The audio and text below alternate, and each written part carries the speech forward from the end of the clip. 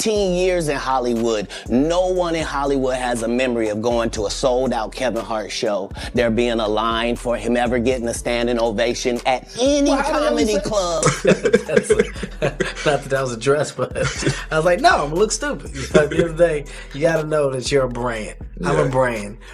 You need to protect your brand at all times. Today, Kevin doesn't have to worry about what people are going to say about him wearing a dress because of the long line of dress-wearing people before him. Katt Williams didn't just throw a few jokes in 2024. He came in like he was ready to torch the whole Hollywood playbook. In one long interview, he started saying the kind of things most celebrities would never say on camera. The laughs turned into accusations. The stories turned into straight-up claim. And right in the middle of it all was Kevin Hart. Katt called him fake, power-hungry, and hinted that the biggest comedian in the world didn't get there off talent alone, but by doing things behind the scenes regular fans never get to see. Very early on, Katt set the mood for the whole year. He said that in 2024, all the so-called big deviants were gonna catch heat. Music bosses, preachers, superstar comics, anyone hiding something. Big dick deviants is all catching hell in 2024. It's up for all of them. It don't matter if you Diddy or whoever you is. TG Jakes, any of them. All lies will be exposed. That's all. And anyone who takes that the wrong way, know why they take it the wrong way. And the way he kept circling the topic, it was clear he believed Kevin was on that list. He wasn't trolling. He wasn't just trying to go viral. He sounded like a man on a mission to expose what he thinks is the real cost of success at the top. From the outside, the roles always look simple. Kevin was the clean-cut, family-friendly brand. Movies, talk shows, arenas, corporate bags. Katt was the raw one, the street favorite who said the quiet part out loud. Two legends, two different lanes, but one turned into a global empire and the other got labeled a problem.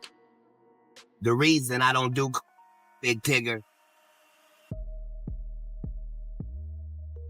is because I had a tumor in my upper jaw and they had to take it out and they had to block the whole right of my sinus with a piece of metal. So ever since I got out the Marine Corps, I can only breathe out of one nostril, boy. I get my blood tested every 3 months for the last 15 years. All narcotic tests have come up 0.00%. I'm 44 years old, little Tigger. You look up my rap sheet. I have never had a DUI or a possession of anything, not even the I do every day.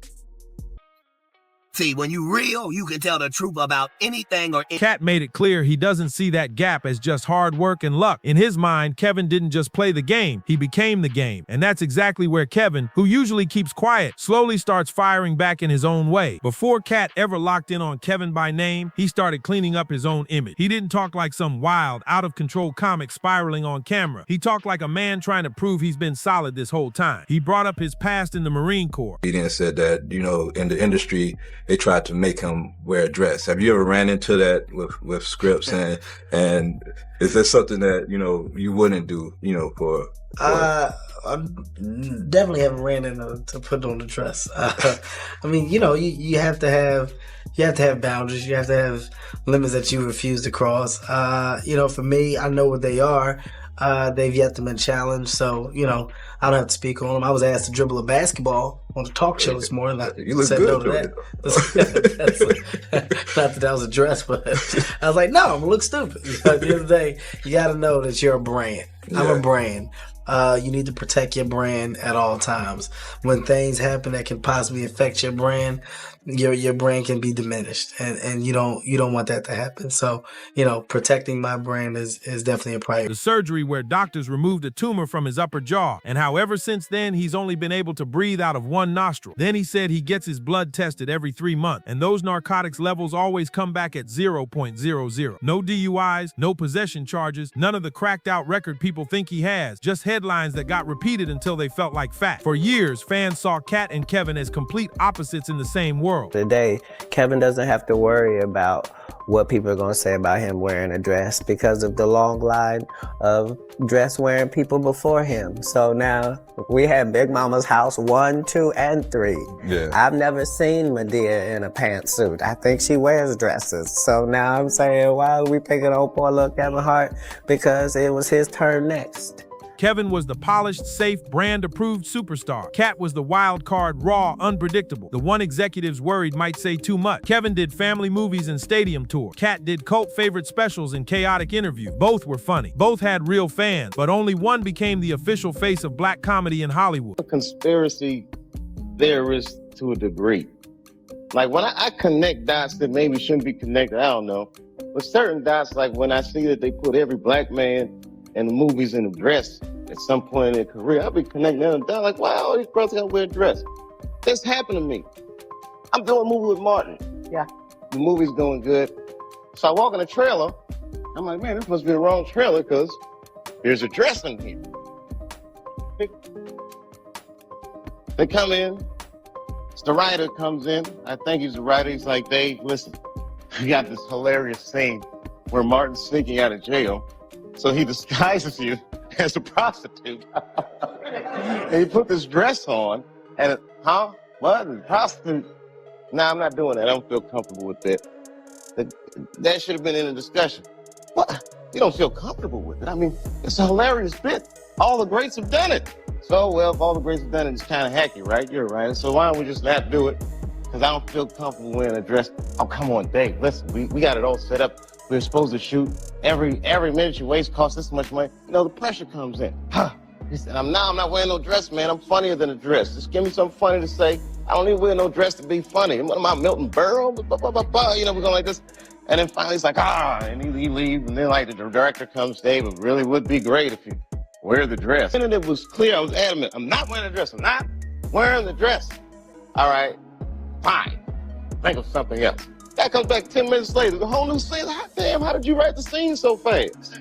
So when Katt sat down with Shannon Sharpe, he didn't sound like a jealous hater. He sat there calm, almost too calm, and laid it out like a timeline. In his version, Kevin's rise wasn't just grind and timing, it was design. A system choosing the quiet, cooperative star over the loud one who wouldn't play along. And in Katt's mind, that's where things between him and Kevin stopped being random and started looking like a swap. Here's where things get uncomfortable for Kevin. Long before Katt's 2024 interview blew up. Male black comedians that I know personally that I put on tour who have a hard time getting a chicken sandwich from Chick-fil-A after they headline 7 shows at a club for $2,500 a week. But people like real, and that's why they like her. Is that what they like? They love real. Oh, because everybody's real then. So don't trip. No. Is they so ghetto? When did that become marketable? Knock it off. They like her because she want to sleep with a white man. That's why the only thing she said was, I want to get... Kevin had already gone on camera and drawn clear lines about what he would and wouldn't do. He talked about turning down bits that made him look goofy for no reason, like that talk show that wanted him to dribble a basketball on air just to clown him. He said nobody had forced him into a dress, but if it ever came up, he had limit. He repeated that line that stuck with people. I'm a brand. You protect your brand at all times. Back then, it sounded like a man who knew his worth and refused to play dumb for cheap laughs. Katt takes that same brand talk and flips it into something dark. In his eyes, Hollywood doesn't just reward talent, it tests you. It nudges you toward what he calls humiliation ritual, especially for black male comedians.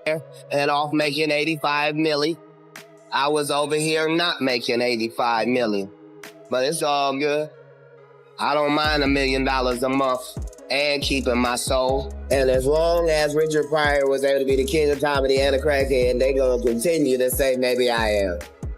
But again, I urge you, and there's a you can do that'll get you Katt Williams level. You should OD on it tonight. He points at the pattern, movie after movie, sketch after sketch, where the joke is a man in a wig and a dress. On paper, it's just comedy. But Katt asks why it always seems to be the same kind of brother in that role, over and over again. From his point of view, that dress is less of a costume and more of a quiet test. Say no and you show you've got a line they can't cross. Say yes and they know exactly how far you'll go to stay in the mix. So when Kevin once proudly talked about boundaries, then later popped up on Saturday Night Live in full drag wig, heels, dress, the whole setup, Katt locked onto that moment like Exhibit A. Kevin brushed it off as just another sketch. But to Katt and to people who already believe Hollywood runs on these hidden tests, it looked like proof that Kevin wasn't just protecting his brand, he was protecting the industry. And once Katt lays that out, he starts pulling in other comic stories too, turning one sketch into part of a bigger, uglier pattern. The Tiffany Haddish situation is where all of this first spilled out into the open. Back in 2018, Katt went on a radio show and aimed straight at her, calling her an industry plant and saying Hollywood pushed her to the front without the kind of brutal grind most comics have to survive. He questioned her stand-up, said she hadn't put in the same years on the road as others, and claimed people loved her more for how she fit a certain image than for what she'd actually built on stage. It wasn't just calling out the system anymore. It sounded like he was tearing down another black comedian who was finally getting her moment. Kevin wasn't having that. Instead of staying out of it, he went on The Breakfast Club and fired back hard. He painted Katt as his own worst enemy. Not somebody Hollywood blackballed, but somebody who kept blowing his own chances. Kevin talked about putting other black comics on the road, trying to help them eat and still watching them drop the ball. Then he basically told Katt to stop blaming the industry every time and start owning his choices. For a lot of people, that moment flipped the narrative. Kevin looked like the disciplined, humble success story defending Tiffany. Katt looked like the bitter vet punching down. That public drag stung. And even when Katt faded from the main headlines for a while, he clearly never forgot how that played out. After that Breakfast Club moment, it looked like the story was settled. Kevin won the public battle, Tiffany kept rising, and Katt slowly slid out of the main spotlight. But that silence was just the setup. When Katt walked onto Shannon Sharpe's Club Shay Shay set in 2024, he moved like a man who'd been waiting years to flip the script. No wild, shaky energy, no slurred words, just a calm 3-hour breakdown, and this time, Kevin wasn't a side character. He was the main target. Katt laid out a timeline he'd clearly been replaying in his head. In the mid-2000s, he was one of the biggest comics in the country. Arenas sold out, movies, specials, his own way. Then back-to-back, it was scandals, arrests, fights, and drug rumors flooding the blog. At the exact same time, Kevin Hart's face started popping up everywhere. The same studios, similar roles, the same machine that once backed Katt, now pushing Kevin to Katt. That wasn't a coincidence. He said Hollywood didn't just let one career fall off, it picked a replacement. And in his mind, that replacement was Kevin Hart. That's when he dropped the word that broke the internet. Industry plant. Katt claimed Kevin wasn't just another hard worker who got lucky, he was handpicked when Katt became too loud, too honest, too hard to control. The safe choice. The guy who'd show up on time, hit his mark, smile, and never question the deeper game. Once that label hit the timeline, it stopped sounding like regular comedy beat. Now you're not just hurting someone's feelings, you're attacking their reputation, their deals, their money. And that's exactly the kind of move that makes a superstar like Kevin start firing back. Once you start calling a global star an industry plant and hinting he sold his soul, you're not just talking trash, you're stepping on money. After Katt's interview went nuclear, people online started whispering that Kevin's camp was quietly gearing up behind the scenes. Nothing official, no court papers flashed on camera, just talk that Kevin was tired of his name getting dragged for clicks and wanted to draw a line. The idea wasn't just to clap back emotionally, but to remind folks there are real consequences when you start playing with somebody's character and business. But Kevin didn't only respond in boardrooms or through lawyers. He started answering in the way he knows best: jokes, timing, and little pressure points. Courtside at games, he'd crack light shots about bitter people blaming the world instead of facing their own choices. In interviews, he dropped slick one-liners about grown men stuck in the past and comedians who can't let go of the spotlight they lost. He never said Katt's name, but everyone knew who he was aiming at. The message was clear. He wasn't scared, he wasn't scrambling, and he definitely wasn't begging for anyone's approval. Instead of a 3-hour rant, Kevin chose quick hit, little jabs tucked into promo runs, side comments during press tours, a caption here, a laugh there. On the surface, it looked light and playful. Underneath, it was calculated. He positioned himself as the unbothered winner, rich, working non-stop, protected by a legal team, and way too busy to wrestle with someone he saw as stuck in old drama. While Katt dug deeper into conspiracy talk, Kevin leaned harder into his brand, the businessman who keeps moving forward and lets his numbers do the talking. The internet did exactly what it always does when two giants collide. It picked sides and lit everything on fire. Half of social media crowned Katt the truth teller. They clipped his calmest, coldest lines and said he was finally saying out loud what people had been whispering about Hollywood for years. To them, Kevin was the proof that the system rewards whoever plays along, not whoever's the most real. Every time Katt mentioned humiliation, rituals, or replacements, those fans heard confirmation of everything they already believed. The other half rode hard for Kevin. They saw him as the grinder who started small, took every gig he could, and built an empire brick by brick. To them, calling him a plant was straight disrespect to years of sleepless nights, tours, and hustle. They pointed at the movies, the specials, the companies, the non-stop schedule, and said, "You don't fake that kind of work." In their eyes, Katt looked like the guy who blew up, crashed out, and now needs a villain. So the story doesn't end with, "I messed up." As people argued, old clips started popping back up. Richard Pryor talking about the cost of staying honest. Martin Lawrence fighting his own battles in public. Dave Chappelle walking away from a huge deal because something about the setup felt wrong. Fans stitched those moments together with Katt's claims and started asking ugly questions. Why do the loud ones always end up labeled crazy? Why do the safest, most brand-friendly faces glide to the top? In the middle of that storm, Kevin and Katt stopped being just two comedians. They turned into symbols of two totally different ways to survive Hollywood. Underneath all the memes, jokes, and hot hot takes, this feud cracked open something bigger than two men talking trash. Katt keeps saying he's the free one, the guy who doesn't answer to Hollywood, who'll burn a bridge if it means telling his version of the truth. He wears the difficult label like a badge, because to him it proves he never bowed down. Kevin, on the other hand, calls his version of freedom the power to build. He took jokes and flipped them into movies, companies, liquor brands, stadium tours, partnerships, and a full-blown empire, all while staying controlled and polished in public. To his supporters, that's not selling out, that's strategy, that's survival. But look closer and you start to see the twist. Both of them are paying a price. Katt pays with his reputation. Every time he speaks out, more people write him off as bitter or unstable, even when he's calm and making sense. Kevin pays with his peace. Every time he stays polite and brushes things off, people start wondering what he's hiding and why these accusations seem to bother him enough to respond at all. Katt refuses to be quiet, and it keeps him in the crosshair. Kevin refuses to get messy, and it keeps people guessing whether there's more to his story than he'll ever say out loud. Hollywood, of course, eats this kind of drama alive. One man calling out the system, another defending the grind, fans arguing online while studios keep selling tickets and streaming deals. Behind the curtain, Kevin's team is still watching every clip, every quote, every viral stitch, making sure nothing crosses a line that could really hurt the brand. Katt, meanwhile, is still talking, still doubling down, still pushing the idea that there's a dark pattern behind every shiny success story. And somewhere between those two extremes is where the truth actually sits. Messy, uncomfortable, and almost impossible to prove. Section 9. What do you think success should cost? Conclusion. So where does that really leave us? With two giants who both changed the comedy game, now standing on opposite sides of what Hollywood is supposed to be. Katt as the prophet of chaos, shouting that the game is rigged and the players are pawns. Kevin as the king of structure, proving you can win big if you learn every rule and never break character. Both iconic, both flawed, both in their own way right about something. The real question isn't just who's telling the truth. It's, what do you believe success should cost? Is Kevin Hart the symbol of hard work paying off, or a reminder of what you might have to swallow to get everything you want? Did Katt Williams finally expose something real about how this business works, or is he lighting fires so he never has to fully walk away from the spotlight he once had? When Kevin cracks jokes and keeps it light, is he firing back the smart way or dodging a conversation he owes the culture? And when Katt keeps swinging, is he waking people up or dragging everyone into a personal war he refuses to end? That's where you come in. Let me know what you think down in the comments. Is Kevin really firing back the smart way, or should he sit down and finally address Katt head on? And do you think Katt is warning people about a real pattern, or just refusing to let go of the past? Drop your thoughts below. Hit that like button, subscribe, and turn on notifications, because if this is how 2024 started, the next time one of them speaks up, it might change how we look at both of their legacies for good.